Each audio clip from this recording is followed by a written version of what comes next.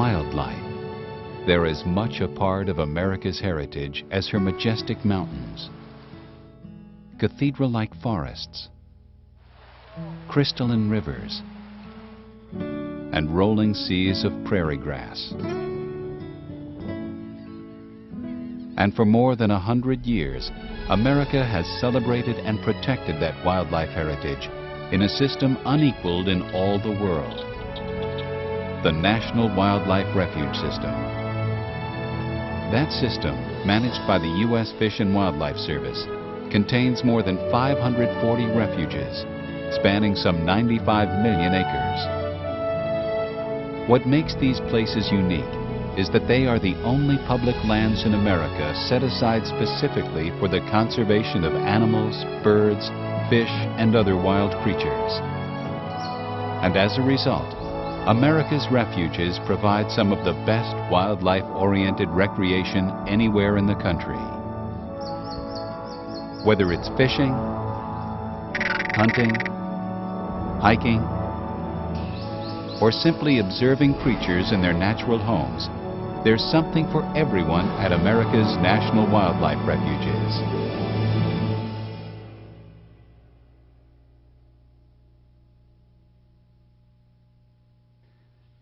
The National Wildlife Refuge System came into being at the dawn of the 20th century, as Americans sought to safeguard the nation's wildlife bounty. In that era, commercial hunters were pursuing big game into oblivion for antlers and hides, and taking birds in vast numbers for their meat and feathers. Conservationists took a stand at Florida's Pelican Island, a critical breeding ground for brown pelicans, white egrets, and other birds. In 1903, President Theodore Roosevelt established this tiny 5.5-acre island as America's first national wildlife refuge. And soon, other refuges followed. The Wichita Mountains Refuge was created in Oklahoma in 1905 to provide a haven for the American bison. Although these great shaggy beasts had once numbered in the millions, by the early 20th century, so few bison remained that the government had to ship 15 survivors from a New York zoo to form the starter herd for the new refuge. Other sanctuaries were decreed for pronghorn antelope and bighorn sheep. And after 10,000 elk starved to death on shrinking wintering grounds in Wyoming, the government established the National Elk Refuge in 1912 and launched a winter feeding program. In the 1930s, the devastating droughts of the Dust Bowl years dealt another blow to wildlife, drying out the prairie marshes that migratory waterfowl needed for nesting, feeding, and resting stops. But hunters came to the aid of waterfowl, backing a proposal to purchase duck stamps to generate funds to buy and restore wetlands. After the act passed in 1934, the nation's refuge chief, J. Clark Sawyer, drove around the country scouring the landscape for likely duck habitats. By the end of the Dust Bowl era, he had added more than 100 new refuges to the system, many located along traditional waterfowl migration routes. In 1980, the system grew once again, as the addition of vast acreages in Alaska provided protection to nesting grounds for millions of birds and habitats for everything from giant Kodiak bears to Pacific salmon. Now, more than a century after its founding, the system has expanded to include refuges in every state, as well as 5 territories. And the system takes in virtually every type of habitat in the nation, from the rainforest to the desert, and from the tundra to the tropics. These refuges provide places to rest and reproduce for literally hundreds of species of birds, mammals, fish, reptiles, and other creatures.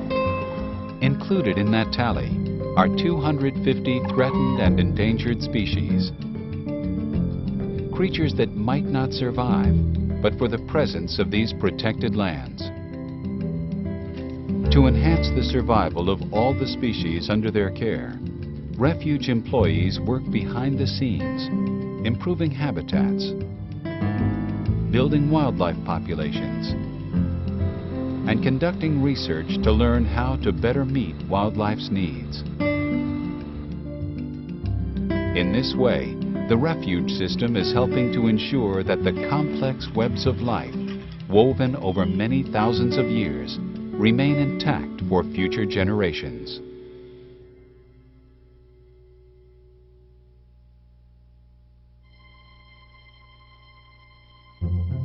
If refuges provide food and shelter for wildlife, they provide sustenance of another kind for people, nourishing our connections with the natural world.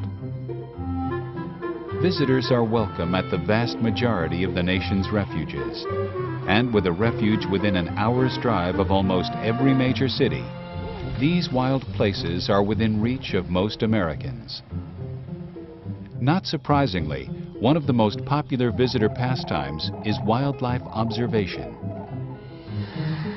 Because refuges have preserved the stepping stones that ducks, geese, and other birds use during their migrations, refuges are some of the best places anywhere to experience the wonder and mystery of these ancient seasonal spectacles. Visitors can also hearken back to earlier times by visiting one of the several refuges in the Plain States where buffalo thrive. At the National Bison Range in Montana, visitors can witness an actual buffalo roundup. The refuge uses this annual event to monitor the animal's health and trim the herd to levels the grasslands can support. When it comes to viewing elk, there's no better place than the National Elk Refuge in Wyoming. Between December and March, up to 10,000 elk gather at the refuge. From a horse-drawn sleigh, visitors can get a close-up view of these gangly creatures, which weigh up to 700 pounds and have antlers up to 6 feet across. Refuges are also an excellent place to catch a glimpse of less populous species, like the bald eagle. Although the eagle's population had dipped to dangerously low levels in the lower 48 states in the 1960s, eagles are rebounding. That's thanks in part to a string of refuges that provide the birds with the tall trees and undisturbed waterfront locations they favor. Visitors to a Texas coastal refuge can witness another special sight, one of only 2 migratory flocks of whooping cranes in the world. In the early 1940s, only about 18 of the tall, stately birds remained, making them one of the most severely endangered species on Earth. But by protecting the birds' wintering grounds, Aransas National Wildlife Refuge has helped the flock survive and expand to another refuge in Florida called Chassahowitzka. Having established a second migrating flock, refuge officials are guardedly optimistic about the whooping crane's future.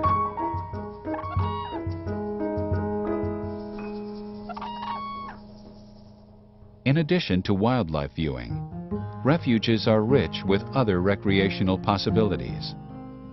Nature trails thread through habitats, offering visitors a chance to hike while learning more about the places that wildlife call home. And the lakes, streams, and rivers included within refuge boundaries provide peaceful fishing on pristine waters, plus the chance to see wildlife from a different perspective. In addition, hunters are welcome at more than 300 refuges, where conservation efforts have yielded abundant populations of certain bird and big game species. And for everyone, refuges offer opportunities to learn more about the natural world through interpretive talks and hikes, or through environmental education programs.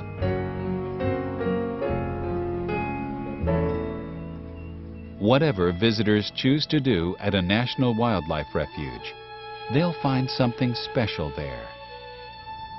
A respite, a chance to rejuvenate the spirit, and a reminder of the wisdom of cherishing our nation's proud wildlife heritage.